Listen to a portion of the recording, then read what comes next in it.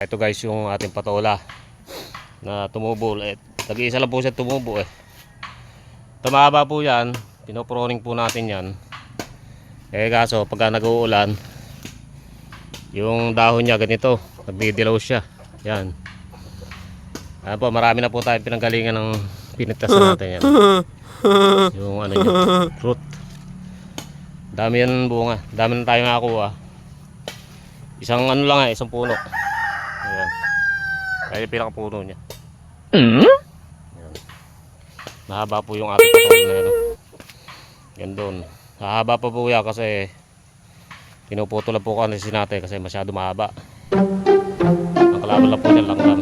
Pero ganun pa man, marami siyang bunga guys. Ito po yung bunga.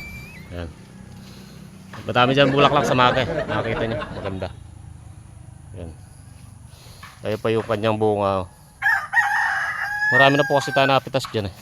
Isang puno lang po yan. Ayan. Yung mga bunga niya maliliit pa. Pero may malaki na rito. Kala pala napitas na pala natin kanina. Ito pala kabila yung bunga. Yung malaki.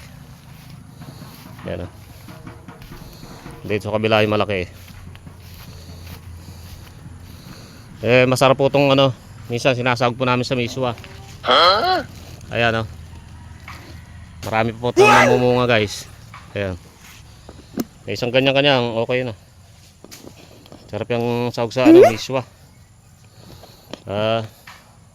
Ayan o. Yung iba po kasi hindi tumubo. Tuman yung buhok natin. Kung mga malanggam yan, hindi natin makakayat. Pagdating mo rin sa dulon-dulo na yun, malalaglag ka na rin kasi maraming langgam yun. Dating mo sa taas.